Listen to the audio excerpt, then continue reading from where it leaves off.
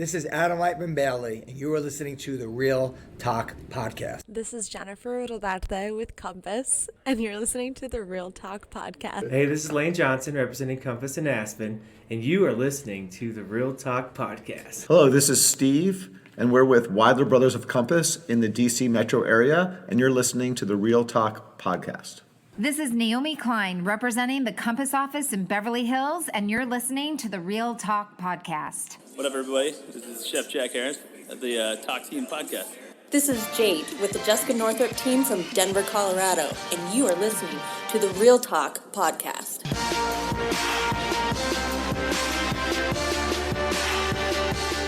All right, guys. Welcome to another episode of Real Takk. Today, we're going to talk restaurant industry. I'm joined by my good friend, Andy Rosenb, whom I went to college with. He is the Vice President of Marketing for the Buyer's Edge platform based in Massachusetts. His company offers contracts, technology, data services, and expertise to manufacturers, consultants, group purchasing organizations, and operators of all sizes. I'm also joined by the CEO of Emerging, Matthew Focht. Emerging, his company, optimizes restaurant and entertainment concepts for sustainable growth and profitability. He's also aligned with CORE. CORE is an acronym for Children of Restaurant Employees, which helps support children whose parents are in the restaurant industry. I will plug his company's information in on my Instagram post on this podcast episode. Guys, welcome and thank you for joining today. It's good to be with you. Doc. Hey, yeah, thank you. Thanks for taking time, man. I made it. My first question for both of you guys is, since being in the restaurant industry, how is it right now? What's going on? Go ahead, Well, Andy. the restaurant industry took a big hit, as you know. It's a really interesting industry for this time because there's a lot of kind of back and forth, push and pull, Restaurants have been, the story of the restaurant industry has been one that's sort of been at the center of a lot of the news media and reporting. Okay. And what differentiates it from some other industries and some other business sectors is that a lot of restaurants are still open. They're like a business that's considered basically essential. They provide a certain, a need to the communities because people need to eat. But at the same time, they're running at significantly reduced profitability. The average restaurant right now, if they're open, at best, they're kind of running at like 30% of normal sales. Takeout. All takeout, curbside. So, I think all of the industries that have stayed open right now, like for healthcare and the retail, grocery that's open, they've all had to make certain shifts in how they do business and how they go to market. But for a lot of restaurants, those shifts have been particularly drastic, and they're operating in a climate of reduced labor, a lot of demand, some supply shortages. They've had to establish new rules for how their operations run, and they're struggling to stay in business, to stay profitable, and to continue to serve their communities and their stakeholders and their employees in a safe way that's beneficial for everybody. So it's really a particularly interesting industry right now, I think. Okay. Yeah. Matt, what do you think is happening right now? I mean, they're in survival mode. In the end of the day, there's already 30,000 restaurants gone that are not going to plan on reopening. It's probably going to reach over 100,000. 30,000 in your area in Chicago, or 30,000? No, nationally, 30,000 nationally, Okay. But there's probably about 10% of the industry is not going to reopen. It's projected 10% of the restaurants. So it's a monumental shift in the industry. The guys that have strong cultures, the restaurants that have had strong cultures are even sometimes faring well in this environment. But those restaurant groups that are on the borderline with some mediocre performance don't have any option besides really to close their doors. And there's a good question if they should reopen, because are they going to reinvest the capital that's going to be needed to reopen those doors? So it's a big shift in many different ways, in the real estate and even the supply chain. There's some monumental shifts that are taking place right now. Speaking of real estate, are the restaurants that you know and you guys work with, whether it's in Chicago, and I know, Andy, you're in Boston, Massachusetts, are they paying their rents right now? No, not really. There's a few that have been promised. So tell me the process behind that. Well, what restaurants decide, okay, it's April, May's coming up soon, April 1, we're going to pay the rent. So what's the thought process and difference between the restaurant groups that paid and then the majority that are saying we're not? Yeah, I mean, last month, the writing was on a wall last month. Like 4 weeks ago, they saw their numbers start dipping, and they, these are scrappy restaurant spaces, a bunch of scrappy entrepreneurs, as you know. Oh yeah. And they're like, cash is king. We're going to hang on our cash, and we're not paying rent. That's 98% of restaurants. Mm-hmm. Basically Macerich, to give you an idea, which is a large landlord, they collected 5% of their checks in rent last month in April. Okay. 1st. And how many spaces do they have? They own and operate? Oh, over probably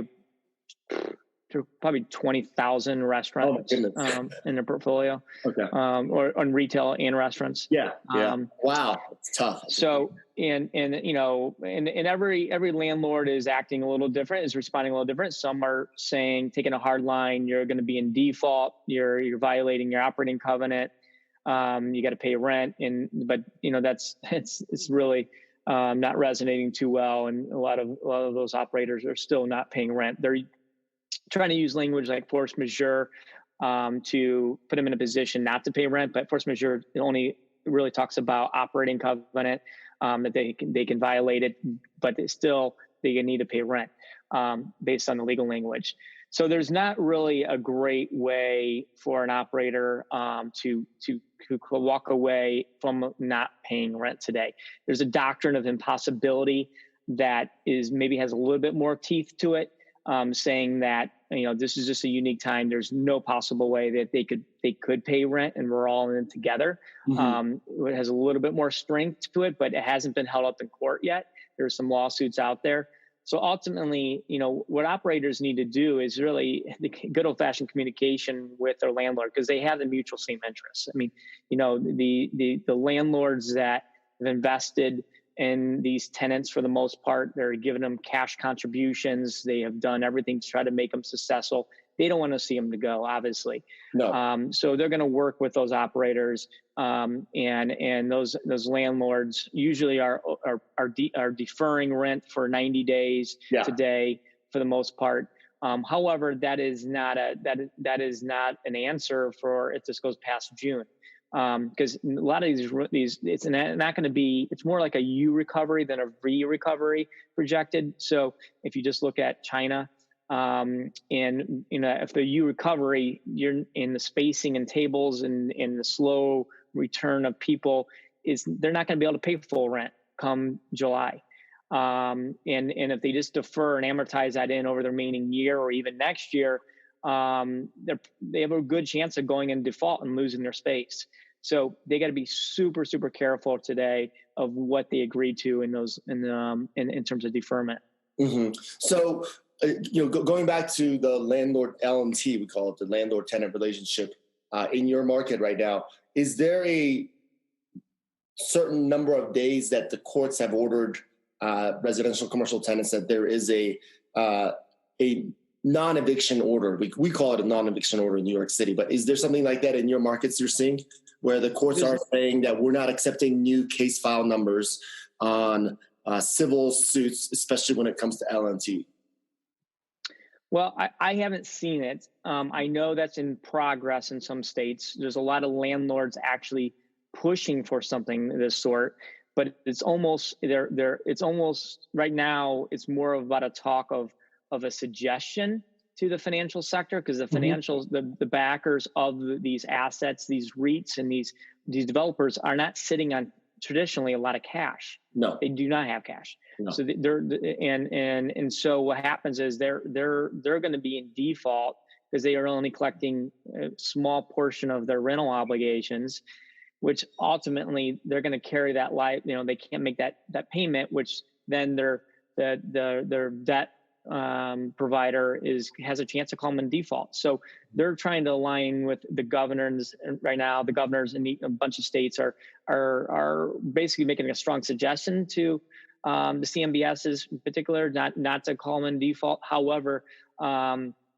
it's a ruthless business, and if you can buy an asset or take an asset away, a shopping center that's worth a lot of money over a fraction of the cost, then it's going to be tough. I mean, and I think it's going to have to be government enforcement, or it's naturally there's going to be a lot of bankruptcies. Interesting. Yeah, New York has right now a 90-day hold on all evictions. So it's interesting to see how certain other governments view the restaurant industry and landlord and tenants as well, just world tenants, commercial and residential tenants, on protectionary measures. In New York City, New York State in general, ever since Trump became president, it became a very leftist, very socialist state.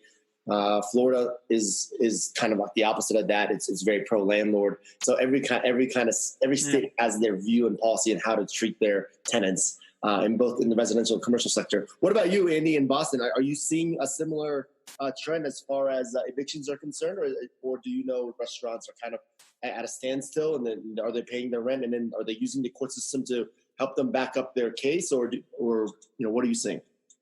I'm not so up, honestly, on the what's going on, like eviction wise. I have been reading about a lot of restaurants, making the financial decision to close down. Okay. And many of them are closing down permanently. Well, what I saw originally was that a lot of restaurants were, they were kind of faced with a couple options. It was like close temporarily, try to stay open at, this 30% rate, or try to like pivot their model to maybe selling groceries or something like that. Right. And even still only bringing in, at best 30% of their revenue. Sure. There's a certain number of restaurants that I've been kind of tracking, and like some of them have, originally decided we're going to keep these 4 of our 10 or 11 locations open. And then they've kind of started saying like these 2 or 3 of those 7 that were closed temporarily are now closed indefinitely or closed permanently. So I've started to see some of that come up. Mm-hmm. I don't want to put any conjecture out there about what's going on the like in the city or the state, but knowing that Massachusetts is a particularly progressive state, I'd imagine that there's a lot of leeway that's being granted to small businesses, but I don't have any numbers on that or anything. Okay. Yeah. Okay, Matt. So speaking to small businesses, I reviewed your website, and the government signed a huge package to help and assist small business owners, particularly I believe it was under 500 employees. So whether it's a self-practice optometrist, a lawyer that has his own firm, or even someone like me, like a real estate broker. I mean, I have staff. I pay out salaries as well. We all qualify, and I think the bill's intended major target was the restaurant industry.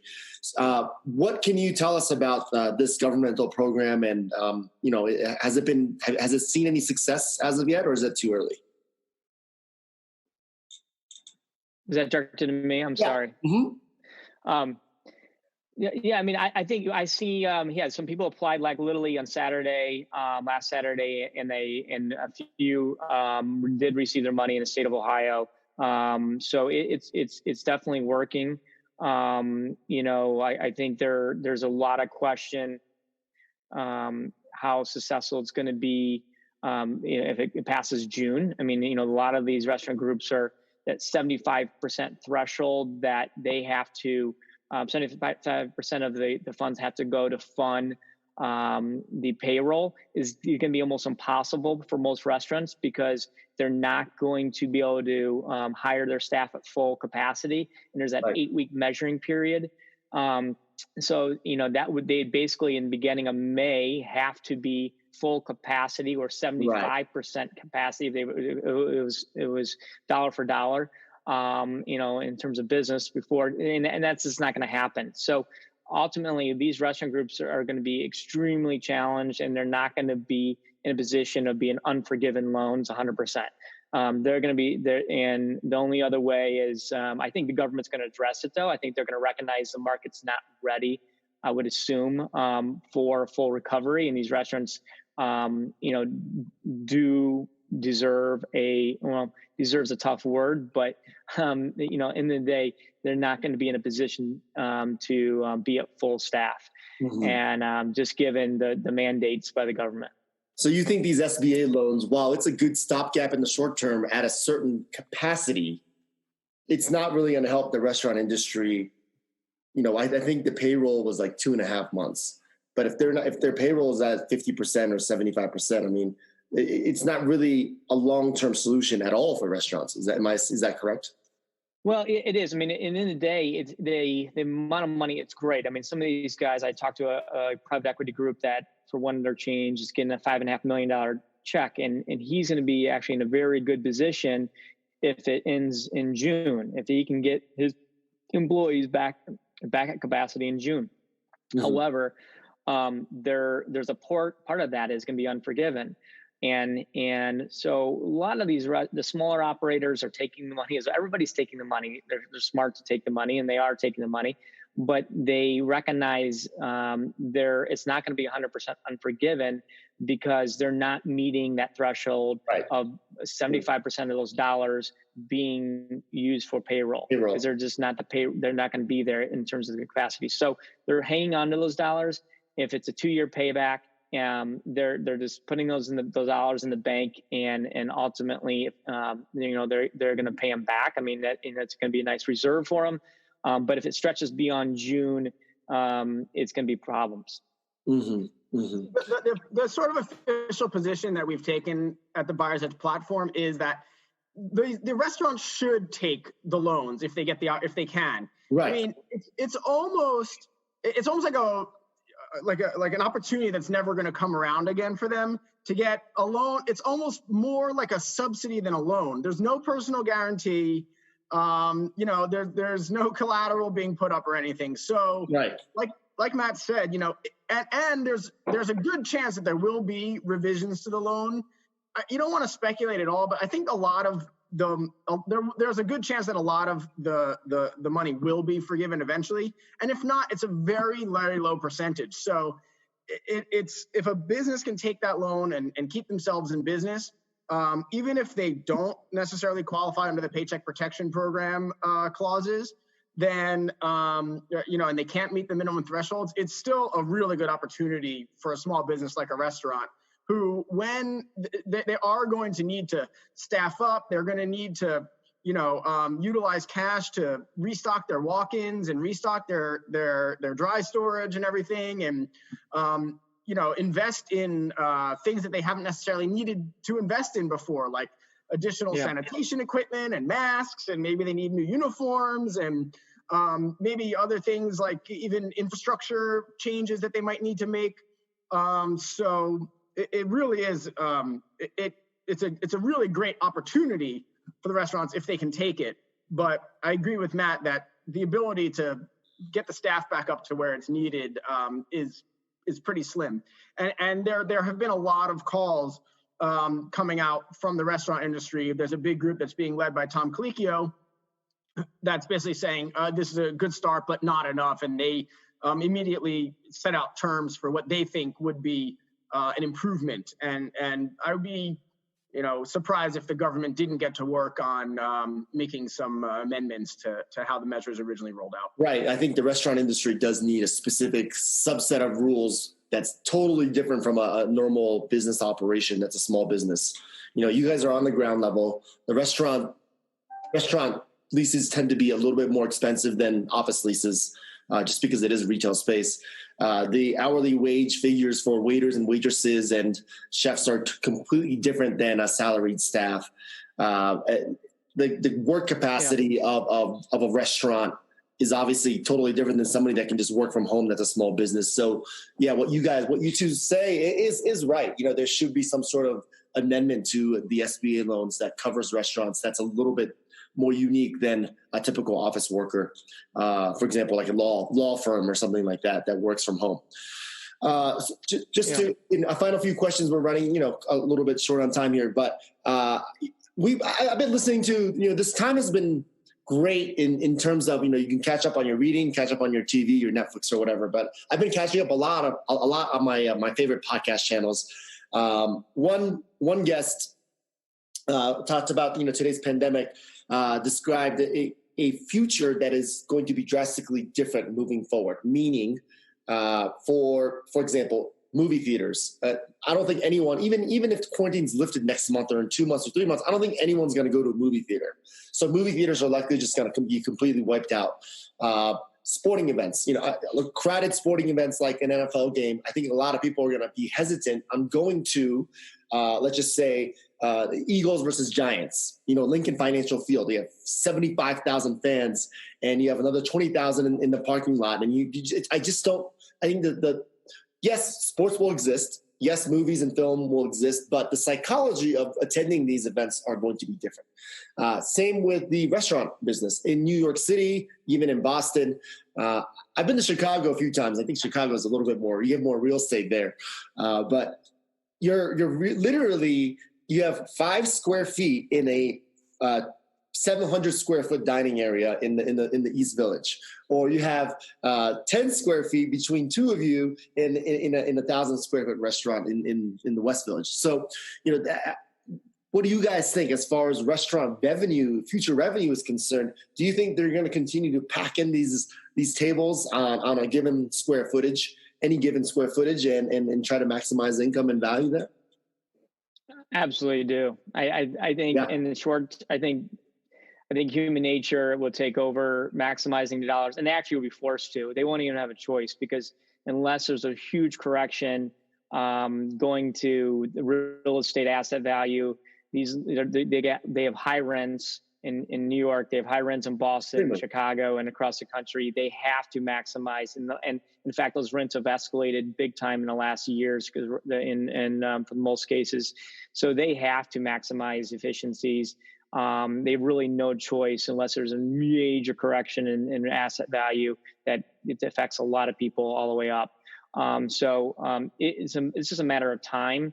I really hope cinemas don't go out of business. I think in China, you can see that when they did reopen, they're averaging 2 people per cinema. Oh, good. So 2 people. I mean, not too well numbers. I mean, but averaging 2 people. So to your point, I mean, if you looked at that, you're like, maybe there's problems there. Exactly to your point. But I hope and I think there will be a recovery there, and I do think naturally people do want to socialize in this country. I mean, they do enjoy going to reach over and touch the table next to them, and my favorite restaurants are in my neighborhoods are the people that know my name and pick up my kid and be able to walk him through the kitchen and he walks out with a cannoli in his hand. That personal social connection is what we live for, and so ultimately restaurants are the fabric for that, and they're the best social entertainment we have. And I think that naturally those restaurants that do know how to are the best operators are only going to go right back to normal. Mm-hmm. Mm-hmm. Eddie, what do you think? Same?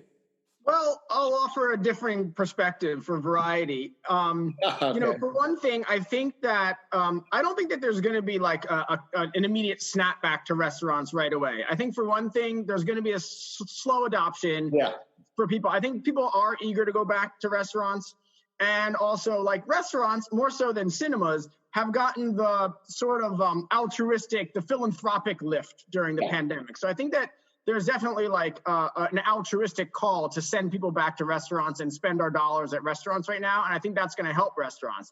But I still think people are going to be a little bit wary. Also, disposable income is going to be down with so much unemployment and people taking pay cuts and stuff like that. So some of the luxuries of going out and having a fine meal and a nice bottle of wine might come a little bit later once, cash flow improves for individuals. Yeah. The other thing that's happened that's interesting is that there was sort of like a creeping adoption for restaurants to delivery models. I don't know if you're familiar with the concept of a ghost kitchen or a virtual restaurant, which were sort of these like buzzwords that were living on the margins of the restaurant industry. But I think that over the last few weeks, a lot of restaurants have suddenly snapped to those options as either primary or secondary revenue streams. So it might be that if smart restaurant owners observe that having the tables too close together and filling their dining rooms packed to the gills isn't really necessarily working as a business model, they may be able to back off the number of people they're serving per night in-house and pivot some of their focus to more off-premises dining, which was already a trend that we were seeing in the industry. And I think a lot of people have been pushed there out of necessity, or frankly, out of the fact that they're not as busy as they once were. And this gives them the opportunity, to assess some of the third-party delivery systems, look into some of the technology that they would need to start a virtual kitchen. Think about what menu items they might be able to put onto to a virtual menu and stuff like that. So it might be that they'll have supplemental revenue streams coming from those channels. Interesting. No doubt. Virtual kitchen. What does that mean?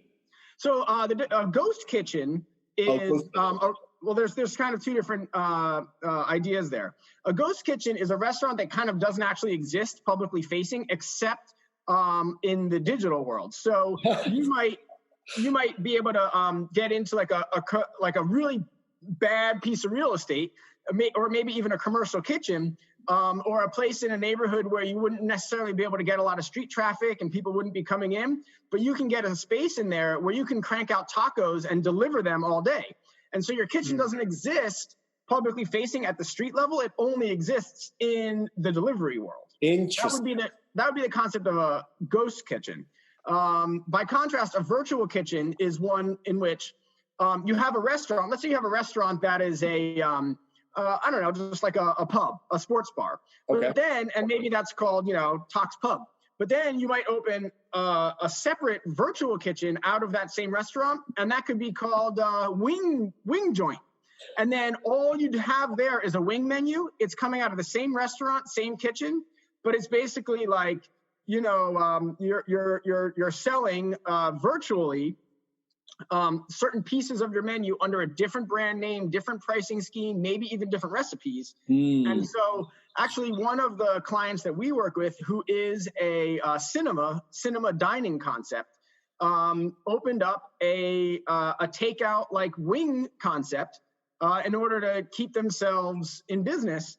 And they're doing it right out of the same kitchens that they do to serve their cinema concept. And they've had some success with that as a delivery option, because people aren't thinking to themselves, oh, let me order from that movie house, that movie restaurant, cinema house that I normally go to. But they are going online and saying, like, what's the best wings in my town right now, or in my county, or who has the best deal on buffalo chicken tenders. And then they're finding this restaurant online and ordering from them. So that's bringing in revenue to an otherwise sort of flat revenue restaurant. Interesting.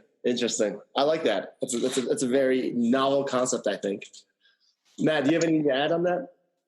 Well, I think it's explosive. Travis from Uber, he is vested his next, all his future investments are going towards this. He's building these kitchens around the country, and they're having 20 to 60 kitchens. And when he's running one big mass space and then subleasing those spaces, it's a pure real estate play for him. So it's being widely adopted in every major market at this point. He's probably about 50% occupied. Previous to this pandemic, he's probably pushing 100% at this point. Yeah. So he's collecting good rent on a monthly basis, and from these building these 200 square foot or so kitchens, and then they're side by side. I think it's a great idea. I mean, even a lot of restaurants that they're running multiple menus, 3 or 4 up to 5 menus out of a single kitchen. The virtual kitchen that Andy talks about. So I think it's a great idea.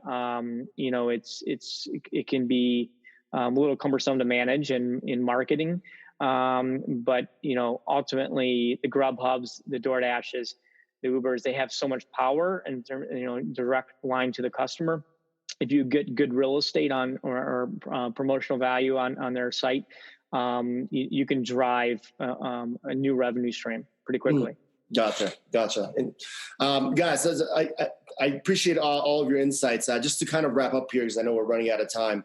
Matt, you want to talk a little bit about Emerging in your company that you've been running? You've been running this company for about 4 years now, correct? Yeah. So basically, Emerging looks at the restaurant groups holistically. Thank you. And so usually it's real estate. We lead with building a strategic growth plan around the country, following it, looking at the fundamental data that supports that national growth plan. So it's kind of art meets science. And then supply chain is a big piece of that. We got to make sure they have a sustainable model. The Buyer's Edge platform that Andy's with. Obviously, I work and started a division with John Davey, Consolidated Concepts, that focus on the chain division. Yeah. We're always looking at driving costs down for these chains as they grow across the country and making sure they can maintain their quality. And then ultimately, you're raising capital. You're helping make those capital introductions ultimately who your capital partners plays a big role of what kind of growth you do have long term. So today, everybody's focused on labor because the PPP plan, but we're really now looking at a reentry plan that is considering, number one, COGS, and because the cost of goods are going to go up, distribution is going to be challenging, making sure they don't get taken advantage. Cost of goods. And then looking at real estate, really, we got to revise their P&L. And once we know what a realistic P&L is for that restaurant, what they're going to do in profit and sales, then we can go back to those landlords and negotiate better terms for the rent. Do you do the negotiating yourselves? Our company does all the negotiation. Yeah, we work with many chains, everything national rollouts of chains and independents. And then our data science division is really focused on these restaurants really don't know their customers. They think they know their customers, but ultimately a lot of times they don't really. They have an idea of who their customer is, but we integrate into point of sale and can build deep learning models showing exactly where their customer lives, up to 7 people per household, build a profile of that individual, and ultimately the sales projections and marketing to those individuals on a one-to-one basis, and tracking them and following them, making sure they are coming back. So the next piece of this is, are your VIPs and core customers coming back to your restaurant at the same frequency? All this disruption with the to-go business, takeout, casual dining is going to get hit hard. And it was a $27 billion industry before, and now who knows what it looks like today. But ultimately, these restaurants need to make sure they're bringing back their VIPs and core customers at the same frequency and spend. And if not, they're going to have to create an interesting way to get them back. So we're looking at all these different areas and building plans for each of our clients. For reentry. Are you optimistic in 6 months that your clients will be able to survive and endure this time? I think our clients, I'm very confident in. We're very biased of who we just work with. So, sure. And we've got really well proven operators that we work with, fortunately. So they've gone through hard times. I don't think they've seen anything like this, obviously, but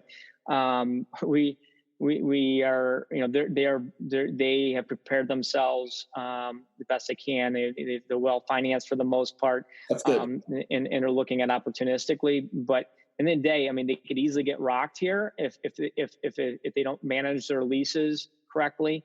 Liability, yeah. And cost of goods. Obviously that it can really mess with you as well, because when every restaurant opens up, their cost of goods are kind of a mess. And it takes some months to work through them. So that's actually what's going to happen here. And we're doing like back audits for like 6 months. We've saved just in the last week, we've saved 2 chains over $1 million and overcharges in the last year. We did 6 months. We did a back review in the last 6 months and identified over $1 million of savings for them. So there's huge opportunity there to use like every aspect of the business. They holistically need to think about that, because that's the restaurants are going to survive. Right. I think that's why the restaurants love you. Huh? You figure out ways to save $1 million here and there, and then that saves them for a couple of months, and then hopefully to get through this pandemic. Andy, last question to you as well. What's your outlook like in the restaurant field in the next let's just say 4, 5, 6 months? Yeah, I think that there are going to be winners in the restaurant industry, and there's going to be restaurant operators who don't quite make the cut. And we might see a certain consolidation in the restaurant industry, where business might shift to away from restaurants that were kind of on the margin and towards the ones that are succeeding. I'll be really interested to see whether people kind of flock back to the chains and the established brands, or whether the movement to support local restaurants continues and people kind of come back to the local independent restaurants. That's going to be really interesting to observe. But I think that as people are eager to get out of their homes and socialize, I think that restaurants are going to play a key role in rebuilding communities and giving people an opportunity to support their local economies. And so for that, I am optimistic. But my optimism is tempered by the idea that there's going to be empty real estate out there. There's going to be restaurants that shut down, and there's going to be, I don't think not quite necessarily a rush back to on-premise dining. It might be a little bit of a slower crawl, and it'll be interesting also to see generationally kind of who fuels that. The younger millennials were really slow to leave their bars and their spring break parties. It'll be interesting to see who kind of rushes back to the restaurant spaces. But what I do know is that I think this is, hopefully drawn attention to local independent restaurants, and that I really encourage everyone to support their local restaurants 100%. by buying takeout meals right now if you can, 100%. buying gift cards as an investment in future meals that you might have there, because I know that the diners will appreciate it, the restaurateurs will appreciate it, and it's good for the local economy and the soul. Yeah. Now, Matt, I don't know if you've been to New York a bunch of times, but Andy and I's favorite, one of our favorite ramen restaurant spaces is Sapporo in Midtown West. I can't wait till I go back to these, nice ramen. The ramen cook I myself is not as good as the professionals in New York City. So hopefully, we can all go back one day to support these restaurants, and I hope they open back up too. I think it's inevitable, and there's delicious food out there waiting to be eaten. So the best way to ensure that that's still there for you is to support those restaurants now if you can. Yeah. Okay. That's good. That's a good tip. Good tip. Listen, Andy, Matt, I really appreciate your time. Thank you for coming on to the podcast today. I'll plug you guys on the Instagram post for this preview. But in the meantime, thank you for joining. Hey, right on. Thanks a lot, Todd.